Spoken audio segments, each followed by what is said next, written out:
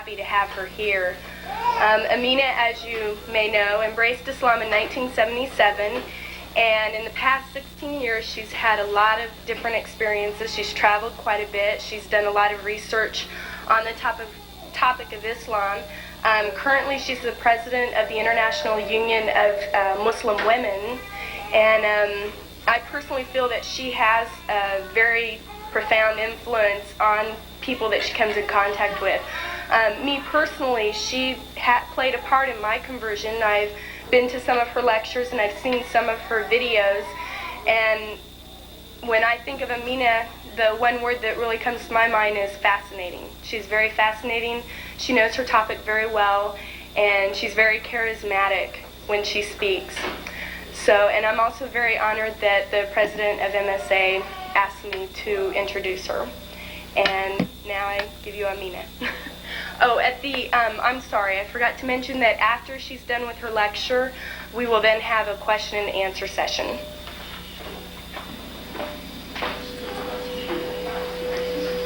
Is this for really super close-ups? I'm going, this is what I call a serious close-up shot here. Assalamu alaikum. An introduction like that's a little bit hard to follow. I feel like I should be a singer or a dancer or something. They asked me to come and share some of my experiences over the last 16 years to help people understand why, after 16 years, I'm still running around as a Muslim and telling people this is the right way and you should come and join us and see what it's all about.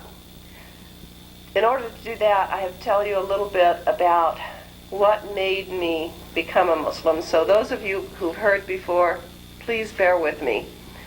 But until you understand what made me want to be a Muslim, you'll never be able to understand why I'm still, after 16 years, rejoicing that I am a Muslim. So, I reverted to Islam. Okay, I say reverted because I believe that we are all born pure and free of sin. We are born in total and complete submission to Allah. We learn disobedience, disrespect, and all of the other things through our life. We are not born by nature this way. We are born pure. So I like to say I reverted on May 21st, 1977. This came after 2 years of intensive study of Islam. Now please understand, I did not study Islam in order to learn about Islam. I had only one interest in the religion Islam. I had only one interest in reading the Quran. I intended to use the Quran as a weapon to convert Muslims to Christianity. That was the only reason I ever picked that book up, was to convert them. I had, at the university, met some Muslims and felt that Jesus had placed me there to save them from the fires of hell, so to speak. So I had already tried preaching fire and brimstone, and they smiled, but nobody converted. And then I told them how Jesus died on the cross to save us from our sins, and they'd smile, but nobody converted. And I was forced to start learning about their religion in order to use that to turn them to Christianity. For 2.5 years, I was trying to find something in the Quran that I could truly object to, disagree with, or find any fault with.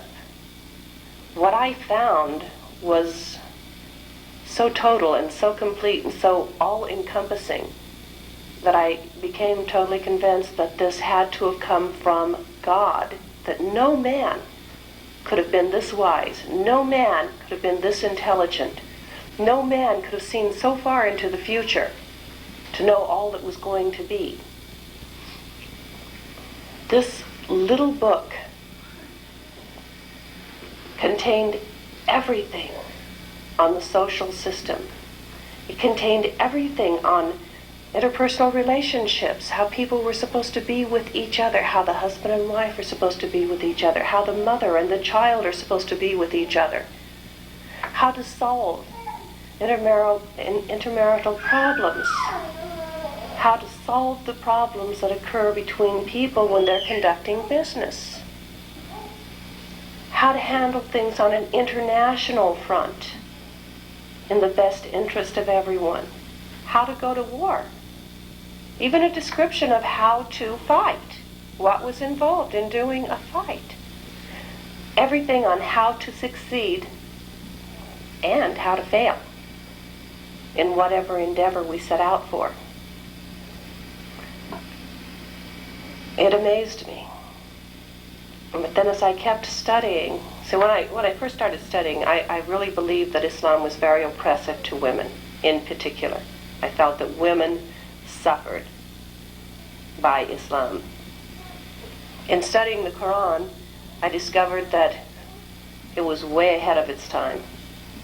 Here we're talking total equality, with a true understanding of the word equality. No confusion about equal and same.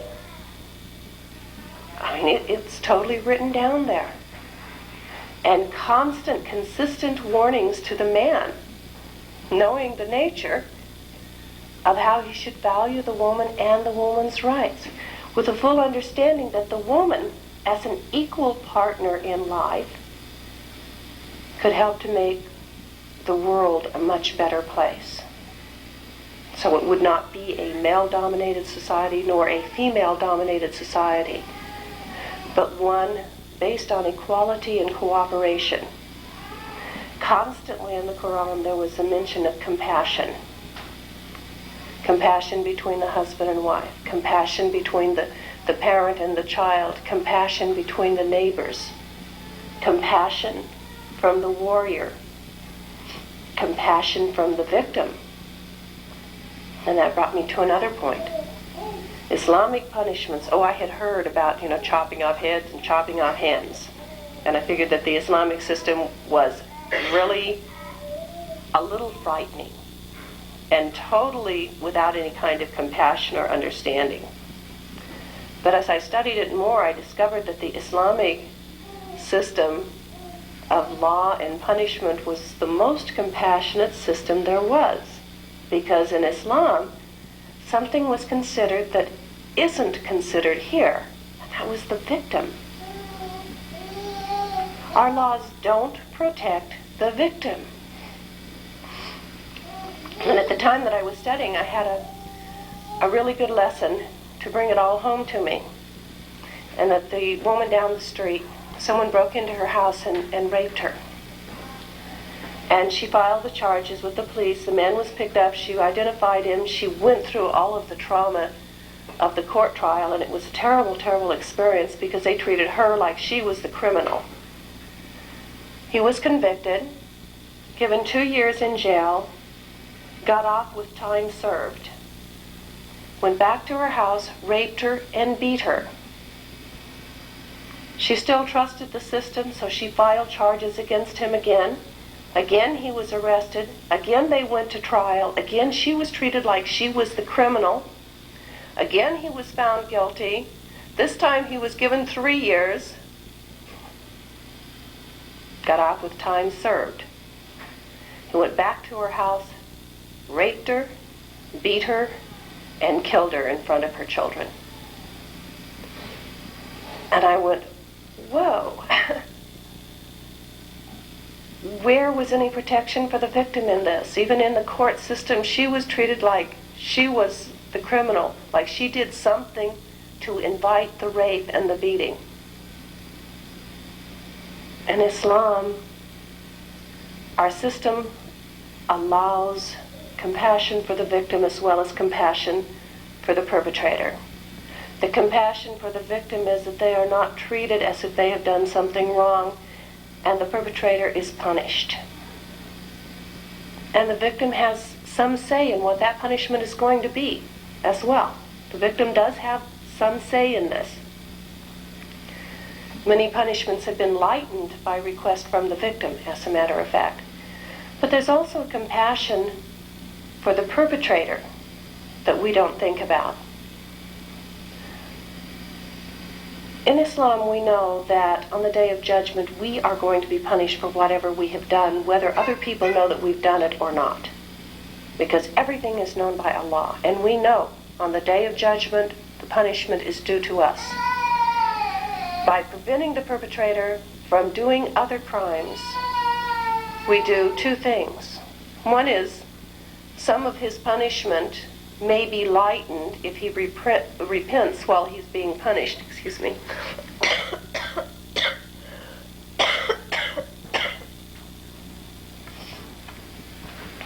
And the other is we prevent him from any further criminal act. So our system allows mercy and compassion for both the victim and the criminal. And I was amazed by that. I was also amazed when I was talking with Americans who were doing business in so-called Muslim countries. And they would remark about during the time of Salat, and they'd be walking in town, that the shops would still be left open, but the people would go and pray. But nobody stole anything. And I said, I'd like to see that happen here in this country. My shop would be closed. First day that I went to pray and left my shop open. And I came to understand it's because the people there, really do know the punishment that they're going to get. And if you're afraid of losing that hand for stealing, you're going to think twice about stealing. Now that's not to say that every criminal who steals is going to get their hand cut off. Because the compassion and the justice of our legal system states that if the person has stolen a loaf of bread because the family is starving, the crime is not for the person and what they did, but the crime is on the society that caused it. But if that person is stealing other things other than food, and more than what it would take even to buy the food to sustain the family, then this person is stealing out of greed. And that's the person who's being punished, is the one who steals out of greed. And even then, in some cases, they won't lose the hand on the first time.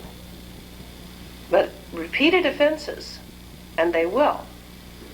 The punishments may seem very, very severe, but when you look at the crime rates, I'm wondering if we don't need something a little bit more severe than country club prisons in this country. Okay, these are some of the things that brought me to Islam. It wasn't an easy journey. I never really intended to become a Muslim. In fact, the day that I took Shahada, I denied that I wanted to be a Muslim. I'll tell you. I'm sitting in my apartment, doing my dishes. Furthest thing from my mind is Islam. And I hear a knock on my door. And I open the door and I see a man in a long white nightgown with a red and white checkered tablecloth. And 3 men in pajamas. The first thought that went to my mind was, how rude. They could at least put on clothes before they come to my door, But I had no idea who they were. And then the one in the nightgown says, I understand you want to be a Muslim. My response was, no, I don't want to be a Muslim. I'm a Southern Baptist. But then I thought, well, if he has guts enough to wear a nightgown, maybe he could answer my questions. So I invited him in. And we sat and he spent many hours answering my questions. Indeed, he did have answers. He had a great understanding, mashallah. And he had no qualms about talking to me and answering the questions and making me to think and going through the Quran verse by verse until I felt comfortable, or at least more comfortable. And over the years he provided with a lot of instruction and teaching. And I did end up taking Shahada that day. I really did. It was slightly qualified because I wasn't totally convinced that all things were acceptable. At that time I wasn't willing to accept things like hijab and polygamy. Those were impossible for me to stomach, so I made my Shahada in a way to exclude the wearing of hijab or the acceptance of polygamy. And Then this brother and the other brothers stayed very close to me. The brother in the nightgown recognized instantly that I was not a woman to be pushed. You know, mashallah, Allah had granted him with enormous wisdom and understanding, and he knew that I was not a woman to be pushed, and he ordered the other brothers not to push me in anything, not to tell me I had to do anything. He said, leave her alone and let her grow on her own. Just answer her questions, give her what she asks for. Don't offer her anything but what she asks for. And that's all they did. They didn't give me anything until I pushed them to answer something for me, and then they would try and discuss it with me. It was good. It was the best way for me. I was very surprised, actually, when I found out that I was wearing hijab, because I never planned it. It was a natural transformation that came as my understanding and my commitment to Allah increased. It was a natural transition. The more I read, the more I understood, the more I realized that covering was a good thing. It was a power thing. It was a positive thing. And I began to cover without even knowing that I did. I was very surprised one day when I met a brother named Saif on campus, and he says, oh, it's so nice to see you wearing hijab. And I looked at him and I said, brother, I don't wear hijab. He says, have you looked at yourself in a mirror recently? And I turned around in the window of the classroom, and whoa, looking back, it was this woman with a scarf on her head, and she had a blouse with long sleeves, and even her skirt was long. You know, that was the first inkling I had that I had really started changing, because nobody was saying anything. They understood my stubborn nature. Telling my family was a very difficult thing. It caused a lot of hostility amongst various family members. There are still some of my family members that I'm not welcome in their home. I have one brother that I'm absolutely forbidden to come to their home, and their children are absolutely forbidden to come to my home. He has 3 sons. Of course, you know, Allah does things in His own way, and because I was very close to that particular nephew, my brother sent him off to a military school in Kansas. And his roommate at the military school happened to come from a place called Saudi Arabia. The young man went home for vacation that year. My nephew went with him. My nephew took Shahada and made Hajj, something I haven't succeeded in. So my brother, all of his protecting of his children from me didn't work out very well, because when Allah chooses to have someone, that person's going to come through one means or another. There were many other family members who came into Islam, but there are more who haven't. And many of the ones who haven't still find it very difficult and frightening to be around me. Slowly, my family has learned to accept. I mean, 16 years of seeing me dressed like this, you know, they accept me now. And more and more they're willing to even talk about things, but we have a few diehards that just will keep their distance. The impact it had on my life socially and professionally, that was something totally different.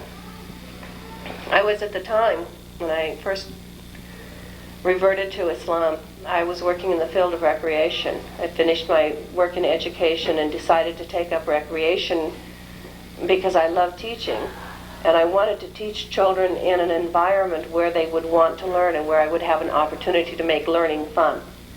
And the school system seemed to suppress the educational abilities of the children, made you hold them back rather than let you take them forward as rapidly as they could go. So I pulled another degree in recreation and was teaching in a recreation center. And everything was okay after I became a Muslim. Before I started wearing hijab, they had called me in and told me that I should keep my religion away from the center. And at that point, I didn't think there was going to be any serious problem with that until Ramadan came. And was teaching a class for little children called Tummy Ticklers. It was actually a math class, okay, but it was called Tummy Ticklers. I taught mathematics by using cooking. And so I take the children through all forms of mathematics using cooking recipes that they could perform there. And it came to be Ramadan, and before Ramadan, I had been sampling the food with the children. But then when Ramadan came, of course, I couldn't eat, and the children wanted some explanation. You know, we cooked this food and teacher's not tasting it. I'm not sure I'm going to either. And these were very nutritional dishes that I wanted the children to learn to like, you know, healthy food.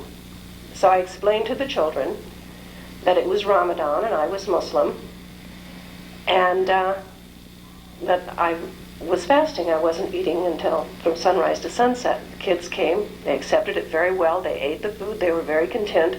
Parents came to pick up the children, and one little boy runs up to Mommy, "Guess what? My teacher's a Muslim, Mommy." And Mommy says, and I'm not going to say which religion. And she was very concerned that a Muslim was teaching her child. And she went straight into the main office and had a talk with him, and I was fired. Okay? Well, there was a protest launched by the other parents, and they brought me back because the kids really wanted me there. So I'm teaching a variety of different classes, and one of them was an outdoor recreation program with children where we were in this huge national forest area, okay? And the children were gathered around the campfire with other group leaders during a story time, and so I went off behind the bushes to do my prayer where nobody would notice me. And one of the children saw me, one of the camp leaders saw me, and again I was fired. That was my break time. I wasn't praying on their time. It was on my break time that I was praying on, but I was fired because I was trying to bring the children into my religion. I was proselytizing, is what they claimed. Yeah, along with teaching the children, I was also teaching senior citizens. And I was a dance therapist. Okay, this was before dance therapy was actually a valid profession. I actually helped write the book, the textbook for dance therapy as a profession. I was using dance therapy to get open heart patients to start moving and to start living normal lives. And so I used a dance and exercise program combined that would give them confidence and make them want to move. We used creative titles for our programs, and mine was called Belly Dancing for Seniors. And I was teaching belly dancing. You had to be 50 years old and an open heart surgery patient before you could get into my class. Later on, we expanded it to any kind of reference from any doctor, because we discovered it was also good for the women who were having emotional problems. So I was very popular in the senior citizen circle. I mean, these ladies, they loved me. They would have died for me. So when I got fired again, then this time the seniors went to war.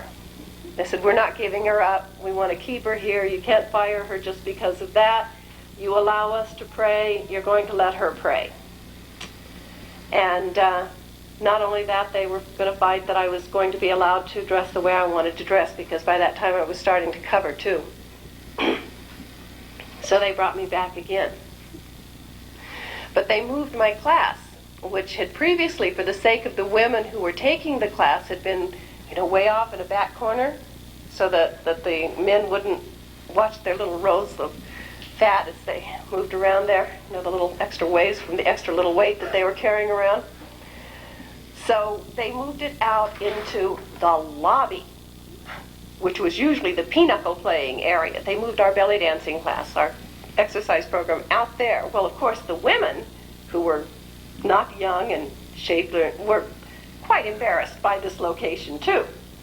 But the problem was that they knew that I wasn't going to dance out there in front of the men. They knew I would not do it. So they fired me again. And we went to City Hall and we started protesting. So the City Hall wrote a policy that all recreation workers in the future would wear a uniform. And the uniform was cut off shorts and a t-shirt, which they knew I couldn't wear. Well, I finally gave up and decided that I was going at this all wrong, that there had to be another way to go, so I went into broadcasting. I went back to school and completed a degree in broadcasting. And I worked in radio and television. I was very successful. I had excellent success. I produced 2 top-rated radio shows in the Midwest. Peter Boyles and Alan Berg used to have talk radio. So I used to produce their programs, and we did very, very well, very high ratings. It was owned by General Electric at that time, and General Electric did not have any problems with whatever religion you were or how you dressed or anything. Everything was fine. They even allowed that I had a place to pray at the studio. I mean, they allotted a corner for me where I could do my prayers and not miss them. It was sold to another organization, and the day that organization came in, the person who was going to run the station came in and plucked my scarf like that, and he said, "This goes or you go." And that was the end of that. Of course, they did lose their 2 top radio talk show hosts as well. Their programs went right down the hill because number 1 talk show host quit on the spot and went to their competitor. And the other one spent all his time knocking them on air and talking about how wrong they had been for getting rid of me. And I moved into working on a television program, and we did very good there too. But again, we run into this problem that when the bigwigs came down and they'd see the way I was dressed, I'm not an on-camera person. I never like to be in front of a camera. Camera phones and microphones terrify me. I like to write. I like to set up the scenes. I like to do all the behind-the-scenes stuff, which I felt, however I dress, shouldn't interfere with anything. But I found that it does. You know, I'm discriminated against constantly if I want to work in any area of the media. In a radio station, you'd think they wouldn't object, but they did. Producing television programs, even winning an Emmy. You know, you'd think that, wow, she won an Emmy, anybody would want her. It doesn't work that way. You know, I apply for jobs, and they say, well, how can you wear a headset? You know, your ears are covered. And I'll show them how I can wear a headset. And that the scarf doesn't interfere with my hearing. They can whisper, I can hear them. So the headset, no problem. They're not secure with that. You know, they're not comfortable. Oh, your clothes are going to get in the way. Okay, you know, I'll put on like a Shualan kameez. Okay, long top over loose-fitting pants. And, well, you know, other women wear pants. No, this is not our image. You're not projecting the image that we want to project. This is not a problem just for me. This is a problem that all Muslim women face and are going to continue facing, I'm afraid, until everyone is ready to stand up and stand for what's right. I'm sorry to say that the Muslim brothers aren't very supportive when it comes to the problems that a Muslim woman faces out here. You guys get to dress in ways that look like every Tom, Dick, and Harry on the street. Nobody identifies you as being Muslim, so you wear a beard, some of you. A lot of people wear beards. A beard isn't necessarily identified with Islam in anywhere. Some of you wear slightly loose-fitting pants. Well, right now those are very fashionable anyway. Some of you even wear tight pants. You'll pay for that one. But your shirts are sometimes way too snug and too revealing. Okay, but you don't identify yourselves as being Muslim. Another thing is that many times with the men, I'll meet Fuads, who everyone calls Frank, Humayuns, and they call them Harrys, Muhammads, that they call Joe. You know, I'm going, this is really going to help people to understand Muslims. Hide your name, hide your identity a little bit more. This is hard to hide, guys. And I don't want to hide it. See, I want the world to know that I'm a Muslim because I know what I have found. I know the happiness, I know the peace, I know the personal success, not the financial success, but the personal success and joy that I have inside of me. And I know that this is something that everybody wants, but they don't have a chance to get it. They don't have a chance to get it because the men hide their religion too much, and the women are taught to behave in a way that doesn't invite people to come to them. Besides which, the men aren't going to come to talk to them anyway. The men who are interested in Islam would come to the brothers. But the brothers aren't showing their Islam. And the fact that you're a Muslim is something that you should wear very proudly on you. I'm not saying that you have to run around in the Pakistani outfit or in a thobe or in a kaftan or anything like that. There's other ways to show your Islam that would help. It would help you, but it would also help the sisters and the children in securing their identity, and it would help the rest of the world to come and understand you. There was one place where I was looking for a repairman to come and fix my washing machine, and his ad didn't say anything about Islam or Muslim or anything else. But it had one thing that was very interesting. It said closed on Fridays. All of the other ads said closed on Sunday. This one said closed on Friday. So I thought, well, I have to call this one. This is really different. And I called him, and I just opened up by saying, Salaam alaikum. He says, wa alaikum wa salam. He said, how did you know this was a Muslim businessman? I said, well, I didn't. I only hoped. That's why you were closed on Friday. And he said, yeah, that he would not open on Friday because that was the Jummah day. And he said, I work on Sundays, but I don't work on Friday. I own the business. I close it on Friday. Very few Muslims close their businesses on Fridays. They keep them open. They might find someone else to work in their store for them for a few hours while they run to Jummah prayer. But even during Jummah prayer, their stores are open. Muslims should, if they own a business, close it on Friday. That's our holiday. Muslims should close their businesses on Eids. We should have signs that say Eid Mubarak, no matter who we're serving. We should have obvious evidence in our offices and our businesses that you're dealing with a Muslim. When it's time to pray, get one of those alarm clocks that calls the adhan at the prayer time. It's a beautiful sound. It's a wonderful sound to have the adhan being called the time of prayer. And you should have those in your offices so that no matter if you have a client coming in or not, when it's time to pray, you go and pray. And everyone in there is aware that it's time to pray because the adhan is being called. You shouldn't be scheduling appointments anywhere around a prayer time anyway in case it carries over. But if you do, that goes off. Excuse me. If you can wait 15 minutes, I'll be back with you. If you'd like to, you can come in here and join me or whatever and explain what you're doing and go about it. See, it's time we started introducing Islam. It's time that we started sharing it. And there's subtle little things that we need to start doing. Little things. But it doesn't stop just with the subtle little things. There's something called activism. And well, I have a lot of objections to a lot of things that go on in the politics in this country. I have the same objections for just about any other country, too.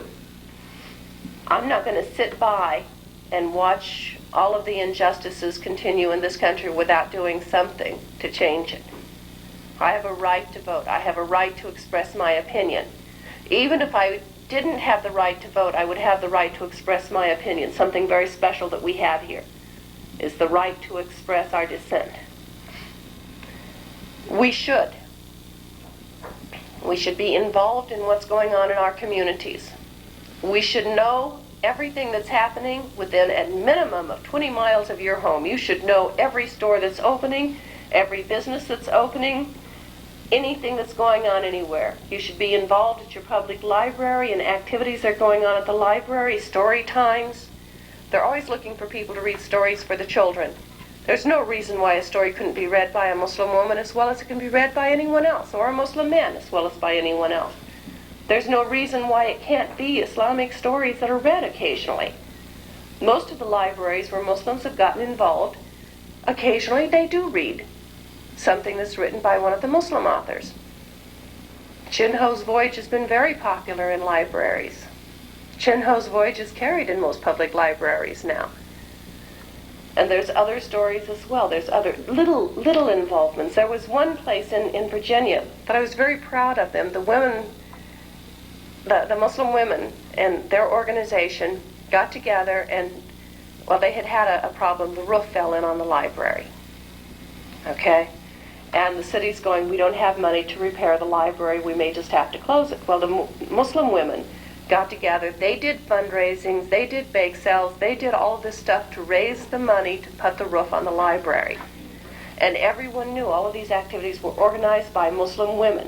It said Muslim Women's Auxiliary, fundraiser for public library. And they kept on all of these activities until they had not only enough money to put the roof on, but to build an additional room, a meeting room in the back of the library.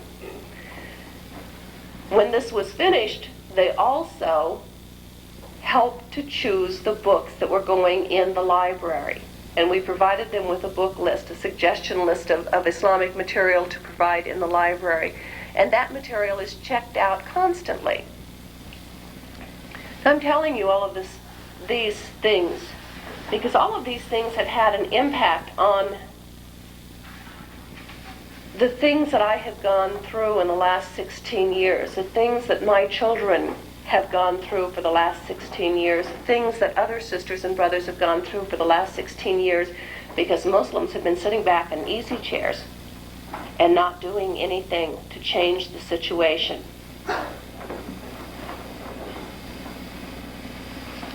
It's time, that we started taking some action. It's time that we started recognizing that we live in this country and we need to start making serious contributions to the betterment of this country in whatever ways that we can. We can alter and change things. And some people may say this is subversive talking. I've heard that I'm a subversive because I'm talking about changing the U.S. government. Well, I was also a subversive when I was fighting for the rights to vote, for the minorities to have the right to vote. I was also a subversive when I was fighting for ERA and the women's liberation movements. Okay? This is the beauty of our system, is that we can change it. It changes with the people that come in. It changes with wisdom and time. We're the people who have the greatest wisdom. We have the knowledge and the understanding of how things could be better, but we're not doing anything about changing it. What are we waiting for? Yeah, okay, the Caliphate. We can talk about that, the Caliphate. I'm a firm believer in this. I want to see an Islamic state. But there's a Quranic injunction also that says that if we see something that is wrong, we're supposed to try and prevent it. With our tongue, with our hand.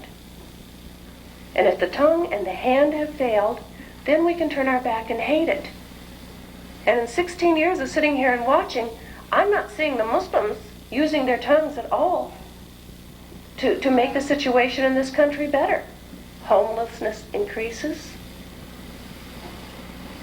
Teenage pregnancy increases. Divorce rate increases. Alcoholism, drug abuse, everything is still growing. And we aren't doing anything. And I can't understand this because we are Muslims. We're Muslims and we understand how it's supposed to be and we understand how to change things, but we don't want to do anything. And I really believe that we're going to have to answer to Allah for that which we don't do as much as that which we do. And there's the impact on us, those of us who live here in this country. Direct and immediate impact. There's also whatever we do here impacts on the rest of the world. It impacts on world policies, on politics. It impacts drastically on what happens in the UN. There's a power here. There's a power that can be used for the betterment of all of humanity. And there's no one better to use the power than a true mu'min. So I'm standing up here, and I'm supposed to be talking about 16 years as a Muslim in this country. I'm telling you, I faced a lot of problems. I faced problems that I never knew I would face. I never knew I would live in poverty. I never knew that I would ever wonder where my next meal would come from. I never knew what it was like to live without electricity in this great country, or to have my telephone shut off, or to go out and chop wood from the forest, national forest, in order to keep warm. These were things that I never dreamed of. I was affluent. I used to have servants. I mean, I didn't not only chop wood, honey, I didn't even wash dishes. I didn't have to do any of that. So the poverty that I face now is something, this is new for me. And it's not easy to deal with sometimes. It's not as bad for me as it is for my children, I think, sometimes. But I wouldn't go back. And that's what confuses people. That's what confuses my own family. Is that in spite of the fact that I've gone from being filthy rich and giving them presents of gold and precious gems all the time to not having enough food for 2 meals in the house at one time. And they don't understand it. Because she's still so happy. She's still so happy. How can she be so happy and be so poor? See, Allah gave me a wonderful gift in my poverty. I learned how little I needed from the physical world. I was amazed at how few of the luxuries of life, which I did not used to consider them to be luxuries of life, I considered them to be necessities. You know, a second telephone in the house was a necessity. A heat lamp in the bathroom was a necessity. A stereo system in my bathroom was a necessity. Okay. I didn't think I had luxuries. I had necessities. Because the richer I got, the more necessities there were.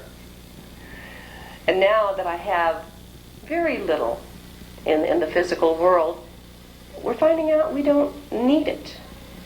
The interesting thing about it is, sometimes I worry.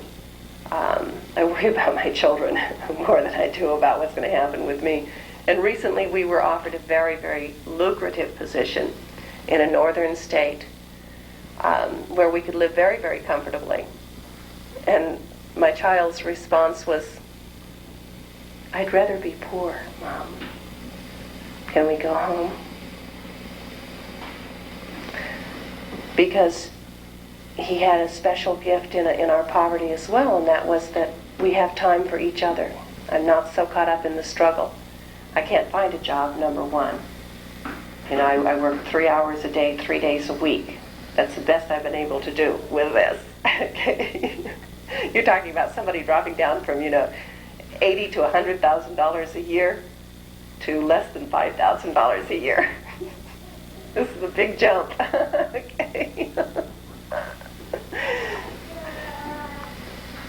But we've come to value each other, and we've come to value our time with each other. We've come to value the wonderful gifts of Allah. Living like we do, we are constantly embraced every night by these glorious, wonderful sunsets and sunrises, which it used to be I was too busy to notice. I never saw them. The variances of the colors of the rocks. I'm not a geologist. If I were a geologist, I probably would have noticed the magnificent array of colors and textures just of the earth. And the colors of green. I never knew there were so many shades of green in the world until here recently. And just the greens of all the plant life, and the sounds and the smells that are constantly embracing us, just encompassing us. And every one of those, the skunk's okay, every one of those is for us a gift from Allah. It's something very special to us because we know these beautiful things were created by Allah and cannot be duplicated by man. We have a joy inside of us. We have a joy that comes from truly knowing how much Allah loves us. truly knowing what a wonderful gift Allah gave to us in the Quran. If you have any doubts, just sometimes sit back and read the attributes of Allah and contemplate on them. The attribute Ar-Rahman, Ar-Rahim, Al-Wadud, Al-Adl. Go down the line and see the mercy, the beauty, the justice, the caring. And there's something that happens inside of you that you know no matter what else happens in all of the world, that your life is always going to be filled with this joy, this uncontainable, uncontrollable joy that comes from absolute knowledge of how much Allah loves us. My God is not a vengeful God. My God is a God of love and justice. My God punishes, but my God punishes for that which you have done of intention, not for what anyone else has ever done. My God provides in a most generous nature, maybe not in the way that we would expect or even dream of, but in ways that really make a difference for us. So yes, I've been a Muslim now for 16 years, and my life has changed a lot. I gave up my husband for the sake of Islam, because he was not a Muslim, and he was not willing to follow me into Islam. I had to give him up. I had no choice. In the course of giving up my husband, the courts took my children from me, which broke my heart.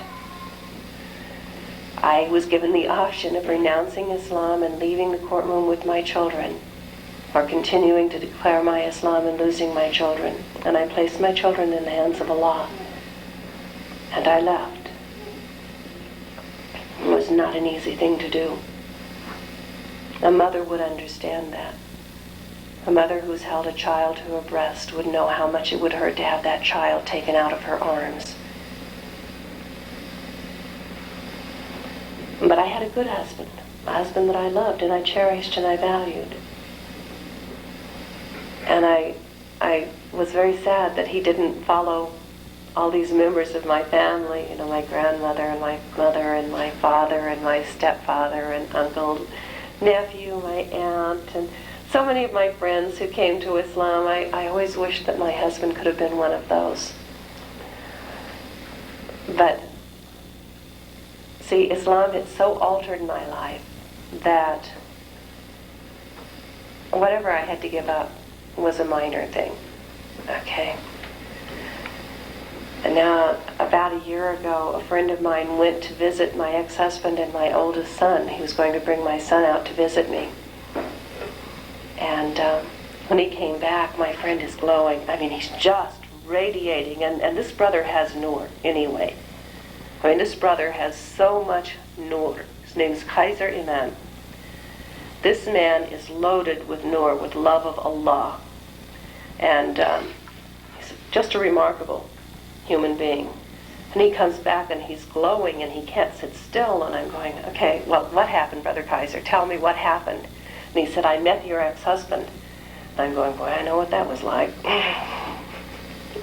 He's a sweetheart, but he can be scary. And Brother Kaiser is, well, he's diminutive in size anyway. And he said, I went to the door and I knocked on the door and he says, this man, he opens the door, he stands like this. What do you want? And he says, his arms, Amina. And I said, yeah, I know, his arms are very big. And he says, and his chest. And I said, yes, I know, his chest is very big. He says, he looked very mean. And I said, yeah, I'm sorry. And he said, no. I asked him if, I could talk to his son, and he says, you have 15 minutes, and then I have to leave. And he says, I came down, and he said, my hand is shaking. And he said, but I sat down with him, and he sat the other side of the room with his arms across his chest, like a little bull. And he said, 2.5 hours later, when I left there, I went, and he said 15 minutes, you're saying now 2.5 hours later. He said, your husband said, Ashhadu an la ilaha illallah wa ashhadu anna Muhammadan Rasulullah. And then I sat down. And I said, excuse me, did you say my son or my husband? He says, oh, both of them did it. I almost passed out at that point. Okay, this is a man who fought me for custody of my children, who got it passed that I could only have 5 weeks of supervised visitation with my children, who did everything he could to destroy my relationship with my children, and now 16 years later, about 15 years later, he's saying, Ashhadu an la ilaha illallah. As soon as I could, I drove up to Denver to see the man, And it was really interesting because the first opportunity I had to go and see him was when he was having marital problems with his wife. And he called me because he said he and his wife, that he knew that they were going to go to divorce. There was no way to avoid it. And so I jumped in the car, and 2 hours later I was on the highway headed to Denver. Now don't get the wrong idea. I wasn't going there to pick up the remains. Not in that way, okay? I went there because of the Islamic injunction that says how sacred a marriage is, and that as a Muslim we have an obligation to do whatever we can to hold a marriage together. And I had, as a Muslim now, an obligation to help this man hold his marriage together. So I went and I saw him, and we, alhamdulillah, we were able to work out the problem between him and his wife, alhamdulillah. And his wife's only comment was, I never saw so much love in my life, talking about my own child, and prayed that she could raise their child to be that loving. And she was very glad to have met me.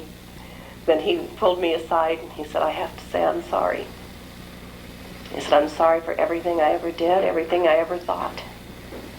And I don't know how I can make it up to you. And I had to tell him, you already did. The minute you said Ashhadu an la ilaha illallah, you made everything worthwhile. You see, Islam totally turned me around. Made me a decent human being, because I have this wonderful, beautiful map, this little guideline that says this is how you're supposed to be. And the Quran had told me that while divorce is allowed in Islam, divorce is the most hated of all things. But if a divorce comes to be, that it must be amicable. So it was Islam that said to me, never speak against your husband. Never do anything against your husband. Be kind and charitable to your husband. Your ex-husband. That this is the way a divorce was supposed to be. And even though he was throwing stones at me, I had to keep giving him slices of bread with honey on it. This was Islam. Islam said this. And in time his heart softened towards me, and he quit throwing the stones at me. And in time he even started eating the bread with the honey on it. And now he returns the bread with honey on it and puts a little bit of sesame seed on top of that.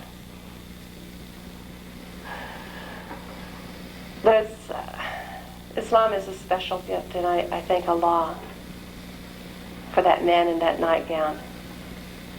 I thank Allah for those poor ignorant heathens that I set out to convert. Their names are embedded in my mind, embedded in my heart. These poor people that I worked so hard to convert to Christianity, who smiled and gave to me the hand of Islam, the opportunity to learn that which was the greatest of all. And then Allah gracing me with the man in the nightgown. His name's Abdulaziz al-Sheikh. He's a remarkable young man of enormous knowledge.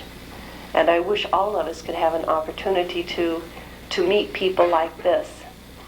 Sometimes I think, because I have reverted to Islam and come here by choice, that I have more of a special gift than what the Quran says I have.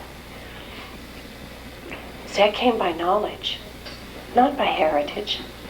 I didn't come because this is what my parents did. I didn't come because this is what my neighbors did. I didn't know anyone who did this.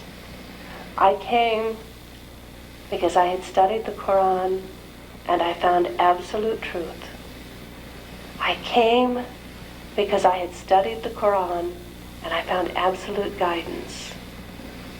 I came because I read the Quran and I learned that Allah loved me. And I love Him more than anything. Assalamu alaikum. Yeah, brothers. Jazakallah khair. A Muslim, don't take the blessings away from a Muslim by putting your hands together.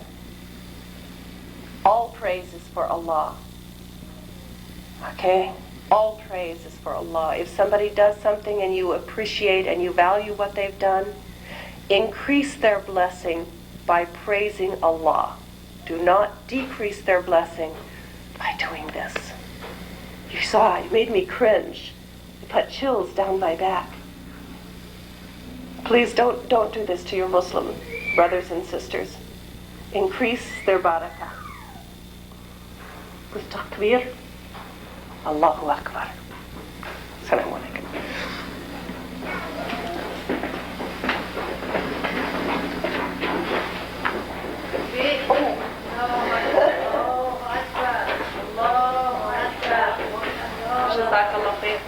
Jazakallah khair. I'm sorry. I was supposed to give time for question and answers, right? Please come back, join me. If anybody has any questions right now, feel free to stand up and ask them. We don't have a microphone set up anywhere, do we? Okay. Well, I think we're small enough that did anybody have any questions? Go ahead, brother. There's behind you. There's a brother. Thank you, Sister, for your speech. We sympathize what you are saying. You mentioned something about... So there we have equality in conduct, and punishment for conduct, and reward for conduct. Okay? Considered equal in procreation. The man is not the only one who draws the rewards for procreation, but the woman draws the rewards as well. We're rewarded for every pain that we suffer in childbirth. Okay, every pain that we suffer during pregnancy is a source of reward for the woman. So again, in procreation, there's the equalness in reward. Okay, then we have the equal right to education, equal right to own property, to conduct our own affairs, to choose our own husband or wife. We have equality in the right when it comes to divorce. If we need a divorce, we have the rights there. We have equal rights in custody. We have, in everything, there's no area where women are not equal. Some people will hold up these little red flags of injustice, okay, and they say, oh, the hijab is required for a woman. There's an Islamic dress required for men as well as for women. And the hijab is not something that holds us down. Okay, this is our right. It's one of our rights. It's a right to be identified as a Muslim. And it's a mark of dignity and pride for a Muslim woman. So it's misunderstood by some people, and that'll be held up. The woman is equal to the man as far as her responsibility, and as far as her rewards, as far as her punishments, in every aspect of life, and here and in the hereafter both.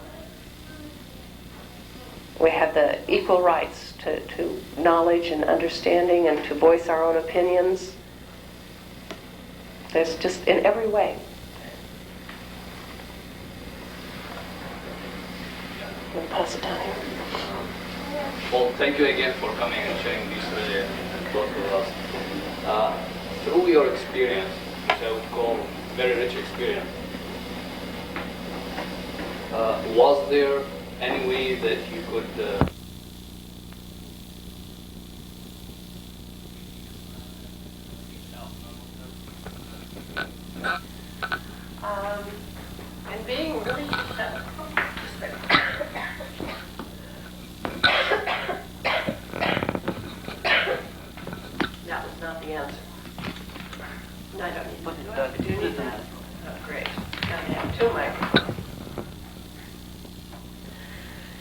As far as reaching out with Islam, there is only one,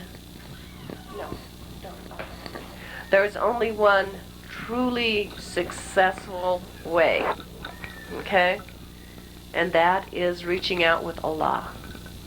You begin by letting the people see Islam and see Allah through you, through the way you conduct your affairs, through the way you greet every day.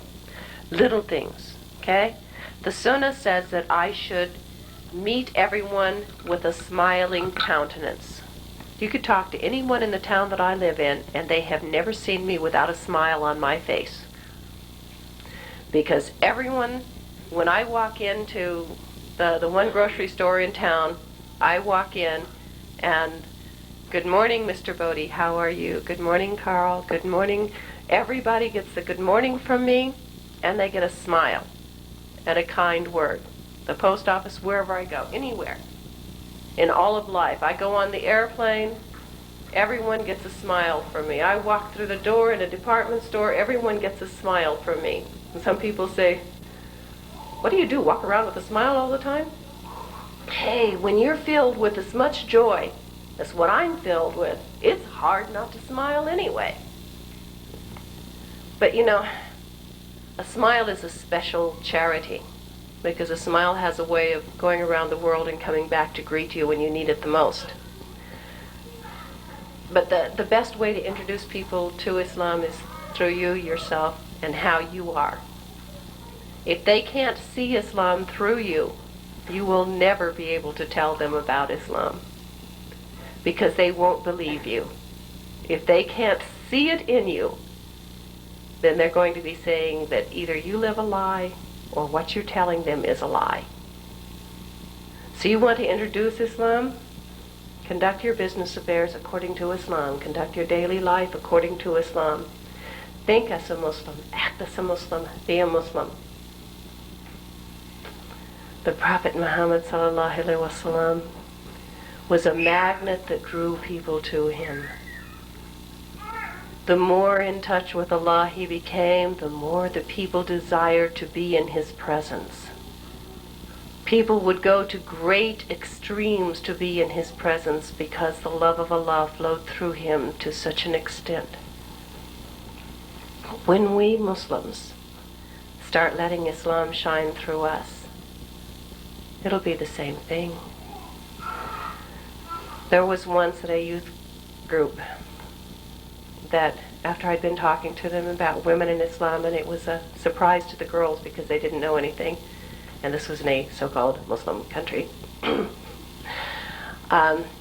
their teacher stood up and said, well, Sister Amina, if there was one word that you could give to the girls to remember after you leave, what would it be? And I hadn't really thought about it before I went up. And I didn't know, okay, this is important. What would be the most important thing I could say to these girls before I leave? And then it just came out. And it was a very simple thing. And it was, learn to know how much Allah loves you, and let that love shine through you to illuminate the universe. You want to touch people with Islam? You want to bring people to Islam? I think that's the best way. And you see, that's based on knowledge too. Because you can't really know how much Allah loves you until you have really studied. And the more you study, the more of Allah's love you're going to know. Because you're going to find this enormous wisdom, this enormous capacity for caring and giving and cherishing that will just bowl you away. There is no love compared to the love that Allah has for us. No love. It's beyond comprehension. It's beyond imagination. And when you have that in you, people will come. People will come.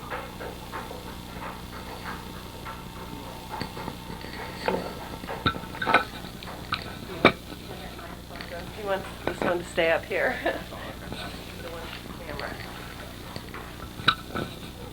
the camera. After 16 years as a Muslim, what is your relationship with your families now? Is this still, are you the run away, still running from you, or you are running away from them? With my family, I'm very close to my family. I'm very close to my family. There are some members of my family that would prefer to keep a safe distance from me because they're, a little bit nervous about my coming in. But when I come around my aunts and my uncles, they're tickled to death to see me. Everyone is happy when I come to their house. I have this one brother whose wife is just really hostile towards me still.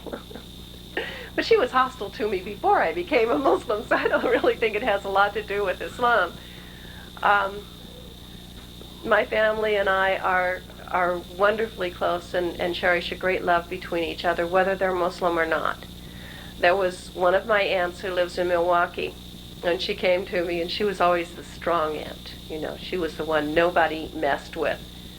And so she set me down the first time that she came down and made me tell her exactly what I believed in. And her most important question was, do you pray to Muhammad? And I said, no, Aunt Kay, I pray to God. Muhammad was only a man who was a prophet from God, but we don't pray to him or through him. We pray directly to God and only to God. And she said, okay. You want to come to dinner next Saturday? So it's kind of been that way with most of my family. They stand back a little bit and they watch me a little bit, and then they see, well, I'm not dangerous. I'm really not a terrorist. And I seem to be a lot more respectful than what I used to be in dealing with my elders. And the children, the little children,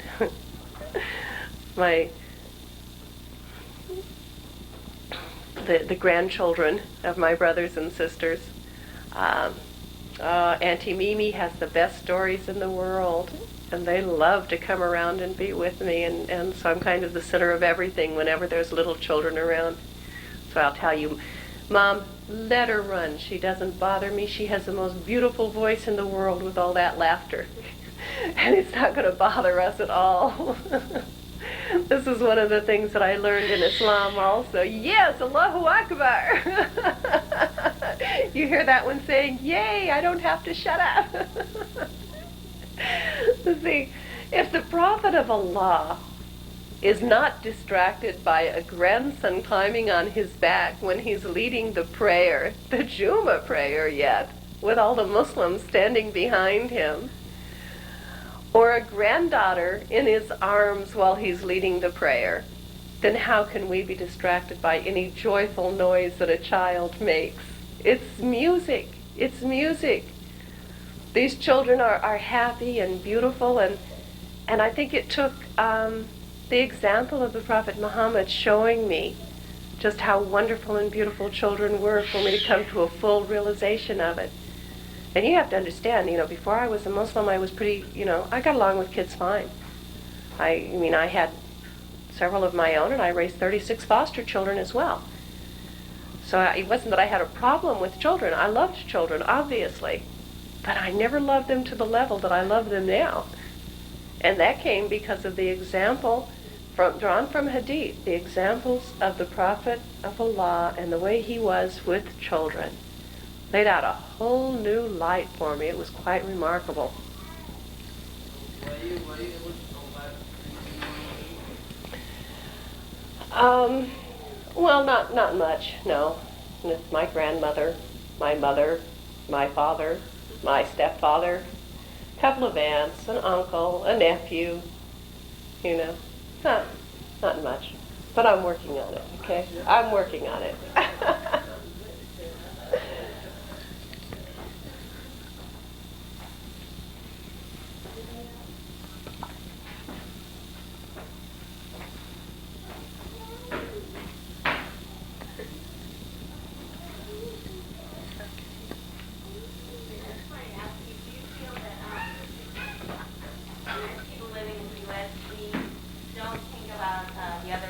Problems such as helping out with teenage pregnancies or AIDS and things like that, because we feel those are problems of the West.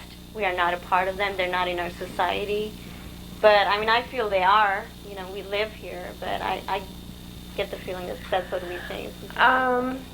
A lot of Muslims have been inclined to detach themselves from where they're living, whether it's here or someplace else, in all honesty. Detach themselves from the social problems and everything, saying, you know, that they're going to get involved during this or during that or for this or for that, and ignoring especially the social ills in this country, thinking that, oh, it's not a part of my life. I will tell you right now, everything that's going on here is a part of your life. It's a part of your life if you live here or you live somewhere else. And we'll put it down real frank, right down on the ground here, okay?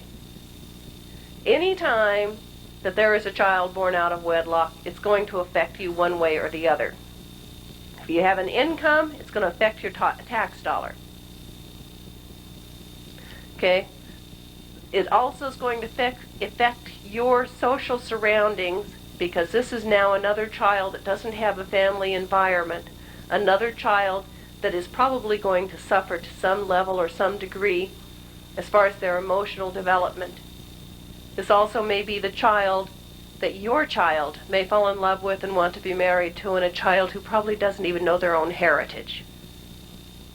This is a serious problem. When laws are passed and we ignore them, we don't get involved because this is not our social system, think again. When they pass the laws where they have to present homosexuality and lesbianism as acceptable alternatives to heterosexuality in the textbooks for your kindergarten-aged children, that affects you. When your children in kindergarten are picking up books and reading where it's got 2 men and a child or 2 women and a child as the ideal family situation, that affects you. And you could have stopped it. You could have prevented it from happening. But you stood still and you let it happen. Time and time again, Muslims will stand and say they don't want to get involved in the kafir system. Ooh, I will get really angry. You live here. You have an obligation to the people that you live amongst. Whether you want to or not, you have an obligation to it. And you have to be involved in changing that which is around you. Just because it's not your way does not mean it will not affect you, because it will. And even amongst Muslims, especially in this country now, the divorce rate is going up. Wife abuse is going up. Neglect of children is going up. All of this is affecting you because you live here. You can't get away from it. You can't stick your head in the ground like an ostrich. When an ostrich sticks his head in the ground, he still gets slaughtered. They still pluck those feathers to make those hats. You stick your head in the ground, and somebody's coming up behind you and really letting you have it. And it's time that Muslims stopped. I'm being really frank and really blunt. But you can't stick your head in the ground and think it doesn't affect you. It does. Even if you're only going to be here for a short period of time, it affects you. Even if you don't have a television in your house, it affects you. Even if you don't send children to school, it affects you. There is no escape. It affects the policy, the international policies, and the domestic policies. Everything affects you. So whatever's going on in this country is your responsibility. It is your responsibility to change things and to do something about it. Stand up and be a Muslim and follow the Quranic injunction. If you see something that is wrong, do something about it. First with your mouth, second with your hand. Only if your mouth is exhausted until you're hoarse, till you can't speak, and your hand is exhausted to the point that there's no hand left, then turn your back and hate it. But I think everyone in here still has a real good voice, so we don't even have to go to the hand yet.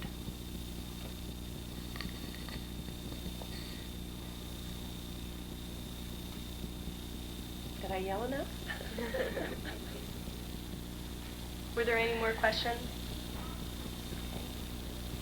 Okay. Thank you very much. You can have them all. This was to the people, that one to the mother. Thank you very much for attending tonight. Short but sweet. You live with her all the time. You can ask the question.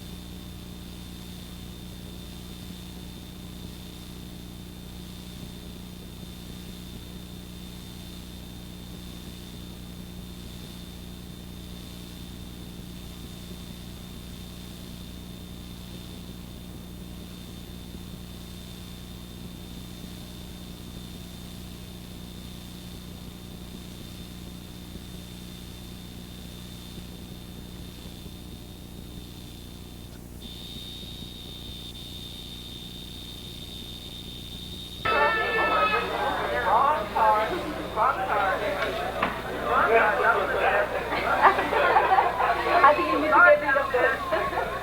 Sorry about that. Well, we'll find out if we'll talk to you. Here we go. Right card.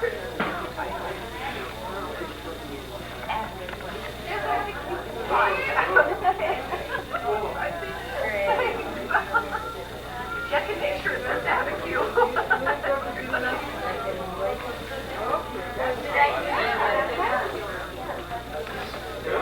Hey Mom, maybe you should ask him if we can have this camera.